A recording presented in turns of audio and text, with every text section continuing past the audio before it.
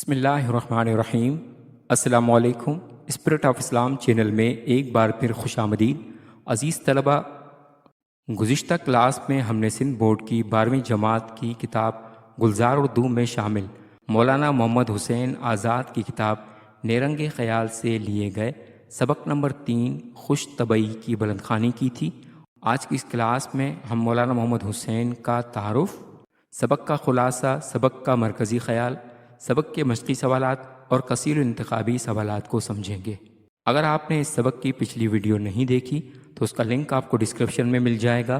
آپ اس ویڈیو کو دیکھ لیں گے تو آپ کو سوالات کے جوابات کو سمجھنے میں آسانی ہوگی۔ اس سے پہلے کہ سبق کا آغاز کریں، اگر آپ نے ہمارا channel spirit of Islam subscribe نہیں کیا تو چینل کو سبسکرائب کر لیجئے، ویڈیو کو شیئر کیجئے اور ساتھ لگے بیل آئیکن کو بھی دبا لیجئے تاکہ آپ کو آئندہ بھی اس طرح کی ویڈیوز کا نوٹیفیکیشن ملتا رہے۔ تو چلیے چلتے ہیں سب سے پہلے مصنف کے تعارف کی طرف۔ محمد حسین آزاد کی پیدائش 5 مئی 1830 عیسوی کو دہلی میں ہوئی۔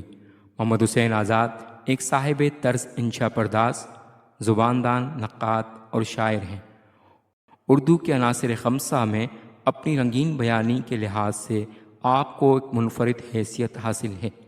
آپ کی تحریروں میں فکر کے موتی، علم کے چراغ، ظرافت کے پھول، فن کی روشنی اور تحقیق کی چاندنی سب کچھ ہی شامل ہے۔ آپ نے نہ صرف اردو نثر کو نیا رنگ دیا بلکہ اردو نظم کو بھی ایک نئی شکل و صورت عطا کی۔ شاعری میں مشہور زمانہ شاعر شیخ ابراہیم ذوق سے شرف تلمذ حاصل کیا۔ محمد حسین آزاد کے منفرد انداز بیان کی بنا پر صاحب علم طبقے نے آپ کو اردو کا بے تمثیل نگار اور آقائے سخن کے القابات سے نوازا ہے۔ علم دوست انگریزوں نے حسین آزاد کو شمس العلماء کا خطاب دیا۔ آپ کی اہم تصانیف میں قصص ہند، دربار اکبری، نگارستان فارس، آب حیات، دیوان ذوق اور نیرنگ خیال شامل ہیں۔ اس کے بعد چلتے ہیں اس سبق کے خلاصے کی طرف۔ اس مضمون میں مصنف نے خوش طبع کو ایک خاندانی شخص کے طور پر پیش کیا ہے۔ اس کے خاندان میں سچائی، حسن ادب، حسن بیان اور خندہ جبیں شامل ہیں۔ خوش طبع کا مزاج ان سب کا مرکب و مجموعہ ہے۔ خوش طبع میں طرح طرح کی خوبیاں موجود ہیں۔ کبھی وہ نہایت سنجیدہ ہو جاتا ہے اور کبھی نہایت چنچل، لیکن جس حالت میں بھی ہوتا ہے محفل میں لوگوں کو ہنسائے بغیر نہیں رہتا۔ اس کے پڑوس میں ایک جال ساز بھی رہتا تھا جس نے اپنا نام بھی خوش طبع رکھ لیا تھا۔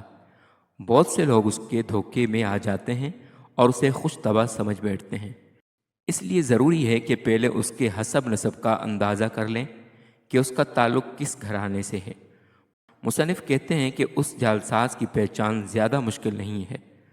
جب یہ کسی محفل میں ہوتا ہے تو یہ اپنی فضول گوئی پر خود ہی ہنستا رہتا ہے، اور سنجیدہ اور سمجھدار لوگ جو اس کا مزاح پسند نہیں کرتے خاموش رہتے ہیں۔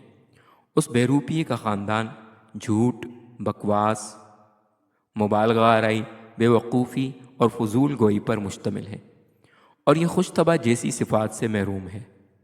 کچھ لوگوں کو اس کا انداز دلچسپ لگتا ہے مگر حقیقت میں وہ صرف ایک دھوکے باز ہے۔ مصنف کہتے ہیں کہ اصلی مزاح اور نقلی مزاح میں اتنا ہی فرق ہے جتنا آدمی اور بندر میں۔ نقلی مزاح صرف بندر کی نقالی کرتا ہے، یہ عقل اور تدبر سے خالی ہوتا ہے اور ہمیشہ جھوٹ بولتا ہے۔ یہ احسان فراموش بھی ہوتا ہے، یہ اپنے حمایت کرنے والوں کی بھی پرواہ نہیں کرتا اور ان کی بھی توہین کر ڈالتا ہے۔ یہ لوگوں کے جذبات کی پرواہ کیے بغیر جہاں دل چاہتا ہے اور جب دل چاہتا ہے مذاق کی صورت میں ان کی توہین کر ڈالتا ہے۔ اس کی وجہ یہ ہے کہ اس کے اندر انسانیت نہیں ہوتی۔ شرافت، تہذیب اور اخلاق نہ ہونے کی وجہ سے یہ سوچے سمجھے بغیر مزاح کیے چلا جاتا ہے اور لوگوں کی ذات پر کیچڑ اچھالتا ہے۔ اگر کوئی اسے نصیحت کرے تو یہ اس کی نہیں سنتا، کیونکہ ہر شخص سے آگے بڑھنا چاہتا ہے، اس لیے مکاری اور فریب سے کام لیتا ہے۔ اس کے بعد چلتے ہیں اس سبق کے مرکزی خیال کی طرف۔ اس سبق میں مصنف نے تمثیلی انداز میں 2 مزاج پیش کیے ہیں، مزاج اصلی اور مزاج نقلی۔ مزاج اصلی جو خوش اخلاقی، خوش بیانی، خوش مزاجی اور خوش خیالی کا پیکر ہے، جسے کسی بھی بناوٹ یا تصنع کی قطعاً ضرورت نہیں، وہ خلوت و جلوت میں یکساں رہتا ہے، کیونکہ اس کا رشتہ حقیقت اور سچائی سے ہے۔ مزاج نقلی جو بد اخلاق، بد زبان، بد مزاج اور بھانڈ جیسی برائیوں کا مجسمہ ہے، وہ اپنی خامیوں کو چھپانے کے لیے مزاج اصلی کا لبادہ اوڑھنے کی کوشش کرتا ہے، جبکہ اس کا رشتہ سچائی سے کوسوں دور جھوٹ کے قبیلے سے ہے۔ جب بھی کبھی مزاج اصلی اور مزاج نقلی کو پرکھنے کی نوبت آئے تو اپنی فہم و فراست کی روشنی میں خوب جانچیں۔ اگر مزاج اصلی ہوا تو آپ کے لیے خوشی اور راحت کا سبب بنے گا، اگر مزاج نقلی ہوا تو بہتر ہے اس سے کنارہ کشی اختیار کر لیں، ورنہ وہ آپ کو نقصان پہنچائے بغیر نہ رہے گا۔ عزیز طلبہ، اس کے بعد چلتے ہیں کتاب میں موجود اس سبق کے مشقی سوالات کی طرف۔ سوال نمبر 1، درج ذیل سوالات کے جواب دیجیے۔ پہلا سوال ہے، محمد حسین آزاد نے ظرافت کو ایک شخص کیوں قرار دیا ہے؟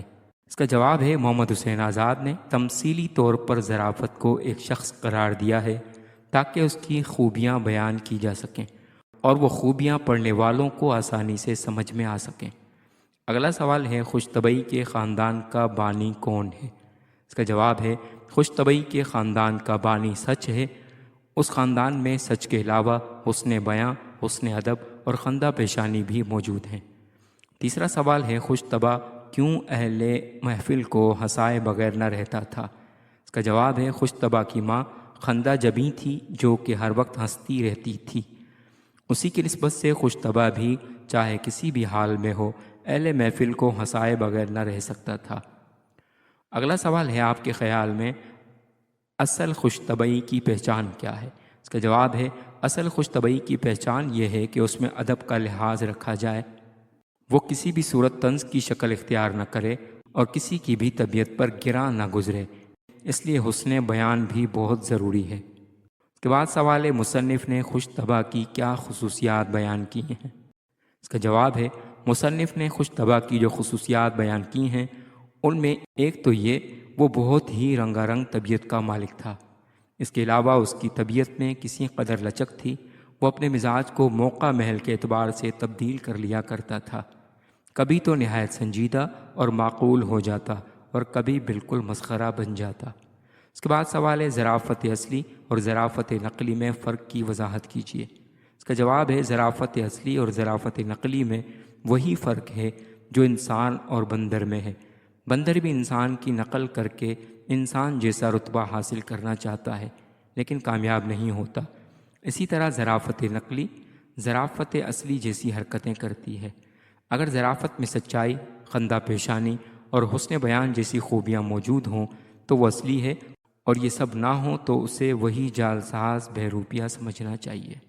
عزیز طلباء، اس کے بعد چلتے ہیں اس سبق کے کتاب میں موجود کثیر الانتخابی سوالات کی طرف، یعنی MCQs کی طرف۔ درست جواب پر ٹک کا نشان لگائیے۔ پہلا سوال ہے، سبق خوش طبعی میں اس فلسفی کا ذکر کیا گیا ہے؟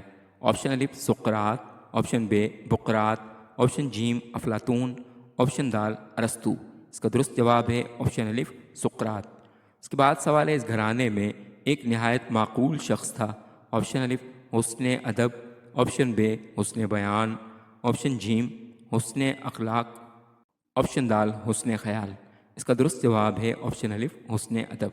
اس کے بعد سوال ہے، حسن بیان کی دلہن کا نام تھا؟ آپشن الف خندہ جبیں، آپشن ب خندہ رو، آپشن جیم خندہ لب، آپشن دال خندہ چہرہ۔ اس کا درست جواب ہے آپشن الف خندہ جبیں۔ اس کے بعد سوال ہے، محاورہ خاک اڑانا کا مطلب ہے؟ آپشن الف گرد اڑانا، آپشن ب دولت لٹانا، آپشن جیم بدنام کرنا، آپشن دال غلط لوگوں میں بیٹھنا۔ اس کا درست جواب ہے آپشن دال غلط لوگوں میں بیٹھنا۔ اس کے بعد سوال ہے، مصنف کے نزدیک خوش طبعی اور خوش بیانی علامت ہے؟ آپشن الف جال سازی میں کامیابی کی، آپشن ب خاندانی عظمت کی، آپشن جیم فرد کی اعلیٰ نسبی کی، آپشن دال بہروپیے کو پہچاننے کی۔ اس کا درست جواب ہے آپشن ب خاندانی عظمت کی۔ عزیز طلبہ، امید ہے کہ آپ کو آج کا لیکچر پسند آیا ہوگا۔ اگر آپ کو لیکچر پسند آیا تو چینل کو سبسکرائب کر لیجئے اور بیل آئیکن کو بھی دبا لیجئے تاکہ آپ کو آئندہ بھی اس طرح کے مزید لیکچرز ملتے رہیں۔ ملتے ہیں اگلے لیکچر میں، تب تک والسلام علیکم ورحمۃ اللہ وبرکاتہ۔